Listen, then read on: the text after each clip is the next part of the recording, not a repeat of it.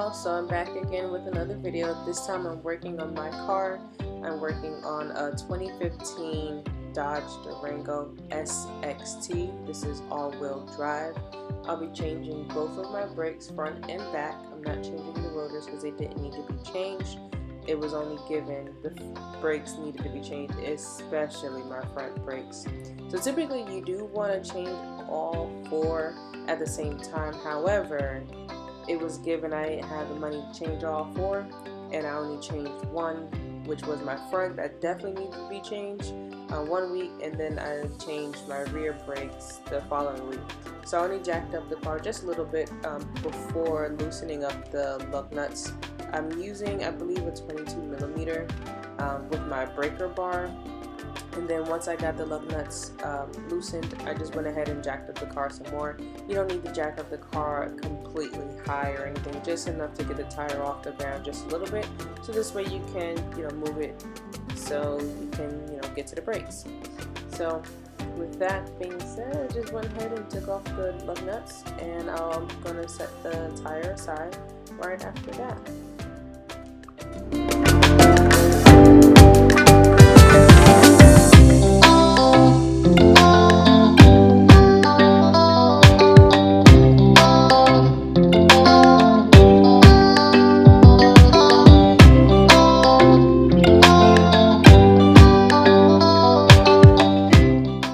So now that that's done, it's definitely time to get to the brakes.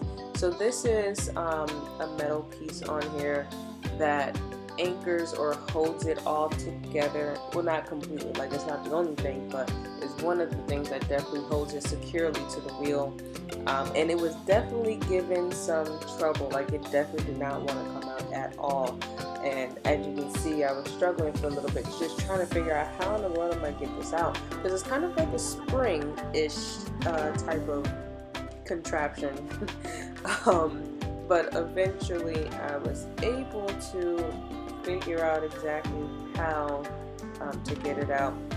I just used a screwdriver, and as you can see, I'm going in between the little holes there to kind of like push it out. And then as I'm doing that, I'm just pushing it out with my hand, or prying it out I should say, with my hand, and then the bottom will come out. So my brakes did not come with any hardware, and most, well not most, but some won't. So you will have to reuse the hardware that comes on your car already. So you want to make sure that you don't damage anything, and that's what I did once I checked the spring, just to make sure.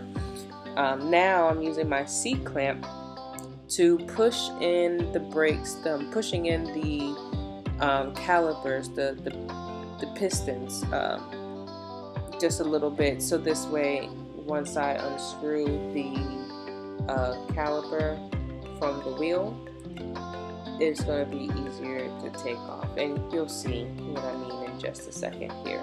And I'm not squeezing it in completely, like it doesn't need to be squeezed in a lot at this point. Later on you'll see me squeeze it some more.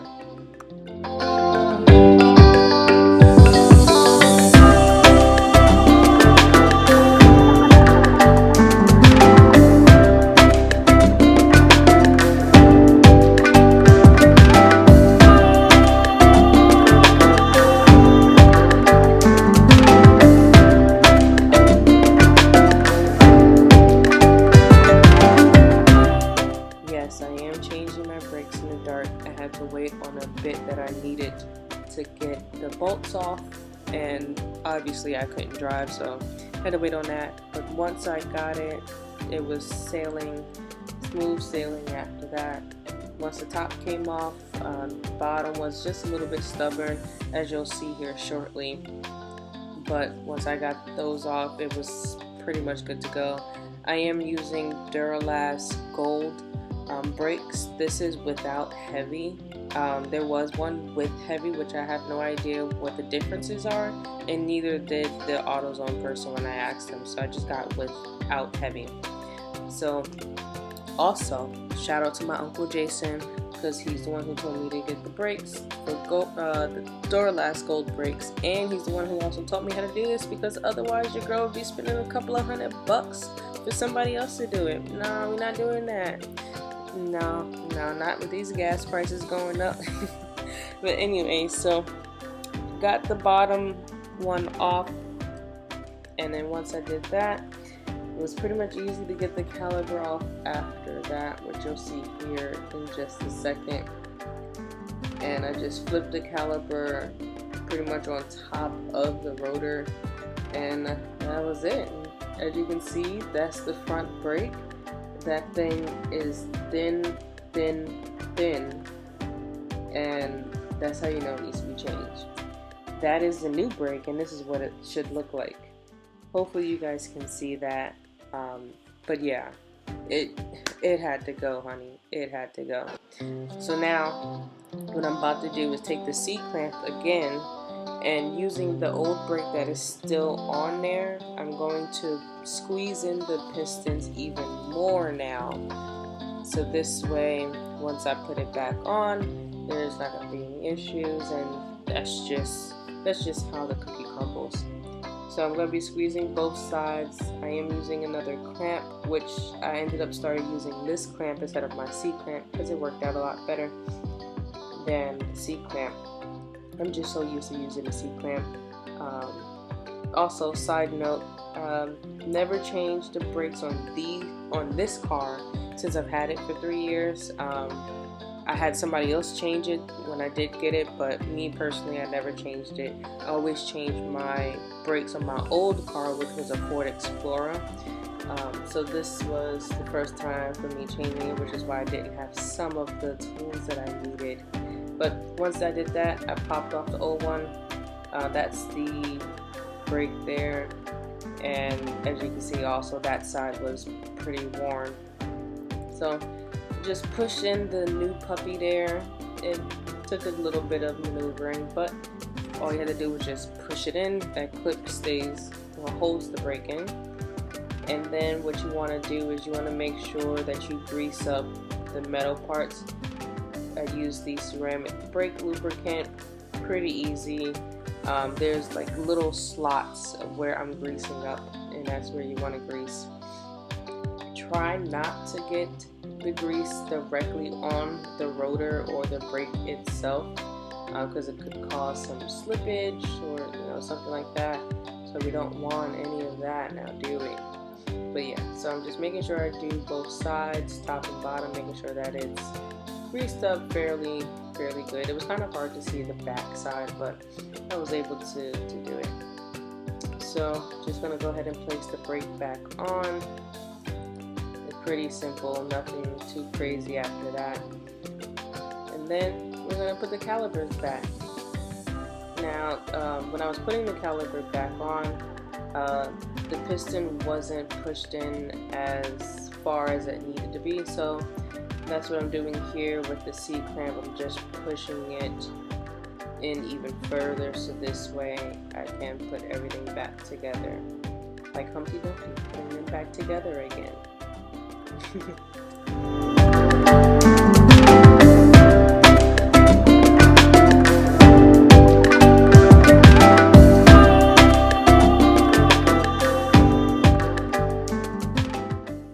So that went in, and now I'm about to grease up the bolts that I took out that holds the caliper together, and this just helps with the lubrication and things like that. So I'm just gonna go ahead and put it back on. It did take a little bit of time just to make sure, of course, everything was back in its place correctly, but other than that, again, smooth sailing, nothing too crazy. Anybody can do it if you just take the time. But after putting both bolts back on, it kept getting stuck for some reason. So, which is why I was using the hammer to get my ratchet off. But once I put both bolts on, you'll see me put back the same metal clip that I took off earlier and put that back on in the front, and it was easier to put on than it was to take off.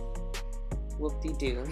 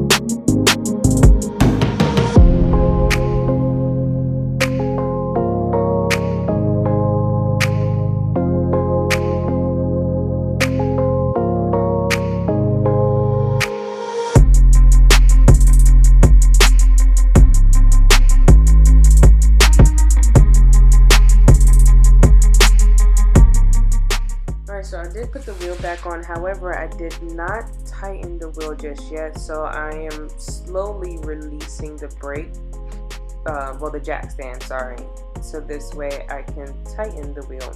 You want to tighten it while it's down, and the way that I tighten, I go, I don't know what the word is for it, but I don't go all around like in a circle. I kind of go like the opposite of each other. So if I do the bottom lug nut, then I'm gonna do the one that's directly across from it, like opposite, and I kind of go like that the entire time until everything is as tight as possible.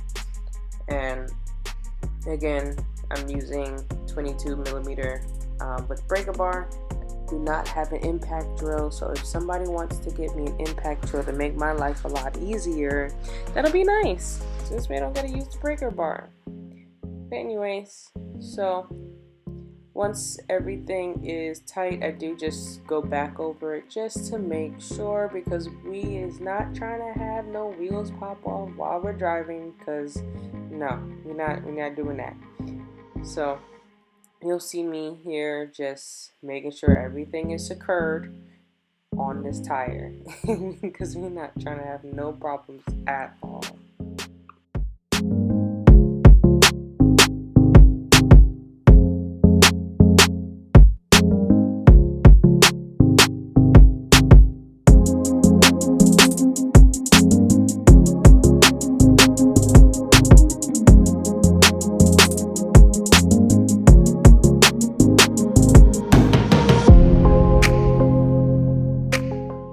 So it's a new week and I'm doing my back brakes. I was trying to figure out which side or which way was it that the tire or the lug nut came off, so that's why you saw me struggling a little bit for a second there. But once I did get them off, this time I just decided to take all of the lug nuts off before jacking up the car. I just thought it was easier that way. But either way doesn't really matter per se, because it's going to do the same thing.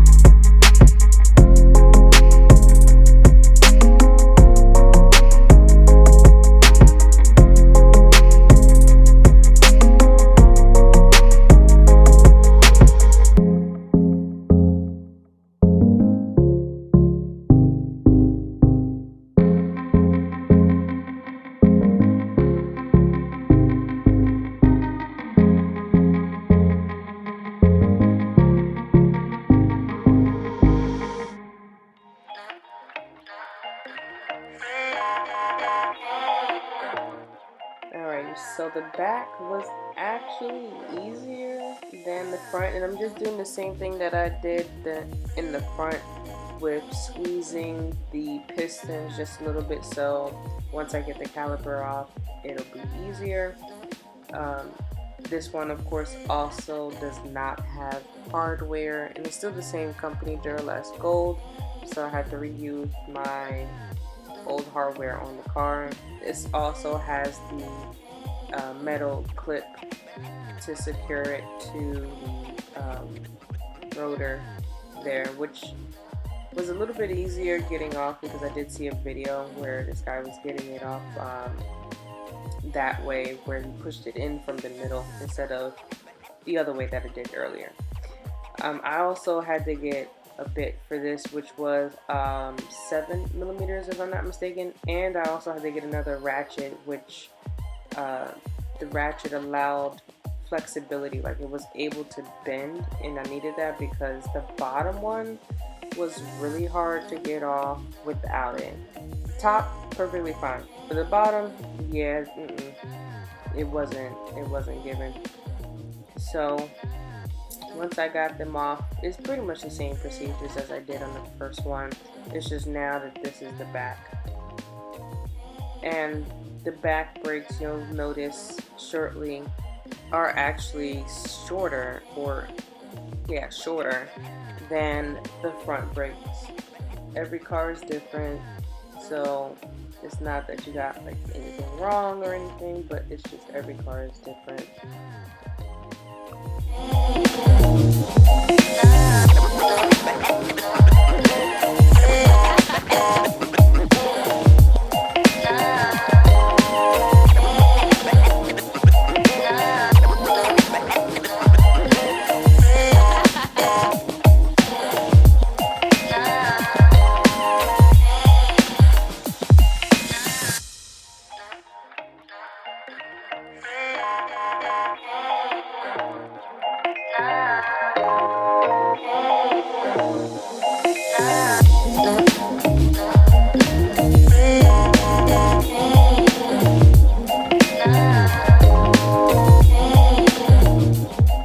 So my back brakes wasn't really as worn as my front brakes were, but regardless, I was going to change them anyway. So this is what the back brakes look like.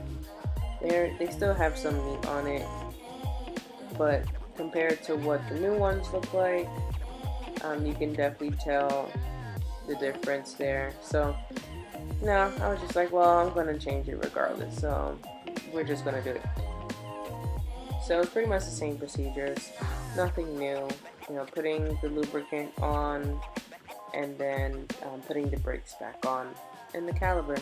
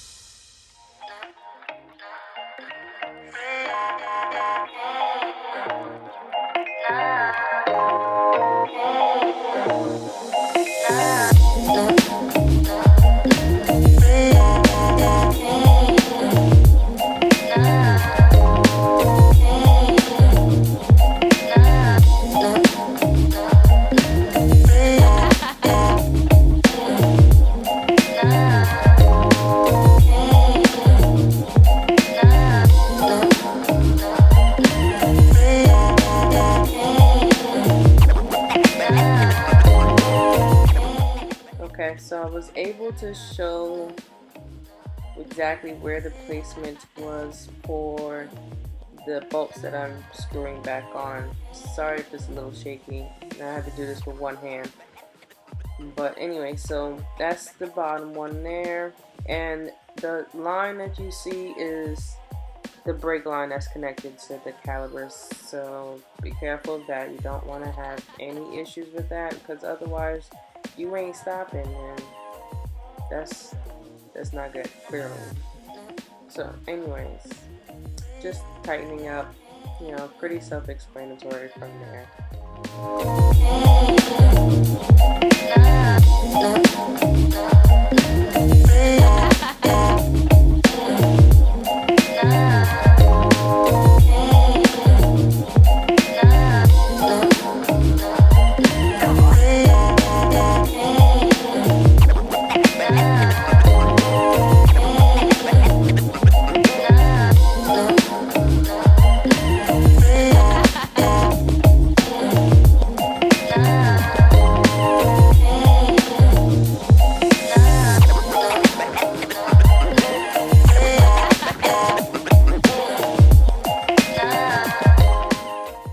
yeah, other than that, that's pretty much a wrap, folks. So I'm just putting the tire back on and we all done. It did give me a little bit of a struggle, but it was going to get on one way or another. So as I was struggling to put this on, I found a nail in my tire. I was like, you got to be kidding me. Look at that. This is the second tire that got a nail, but it's going to stay there. I'm not getting a plug for it. It's not causing any problems. No air is leaking because they charging too much for some plug out here. $30. That's wild. It must be in New York. It was like 10, 15 bucks. Maybe even 5 to 10 bucks, not even 15. So it was crazy, but whatever. And once you put your brakes on and put your tires back on and everything, the one thing that you must do, you have to, without any hesitation, you have to pump the brakes. And the way that you pump the brakes is you obviously go inside your car and you press on your brake pedal. And you want to press on your brake pedal until it's stiff. Because once you press it the first time, it is going to be soft and like your foot is just going to hit the floor. So you want to keep pressing it, keep pressing it, keep pressing it until it's stiff. Because that, it kind of almost like a reset basically. And without doing that and you're driving, I'm gonna pray for you because yeah, you're going to get into an accident because at that point your brakes is not going to work.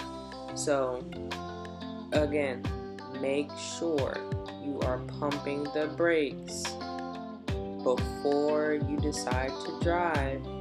And then even for good measure, after pumping the brakes and it's stiff, take it around the block or down the street and just press on your brakes just to make sure you got some good stopping power, because that's what I did. I went down our cul-de-sac, which is across the street, and I just decided to press on my brakes. Well, not decided, but I definitely just broke at random times just to make sure that my braking power was good.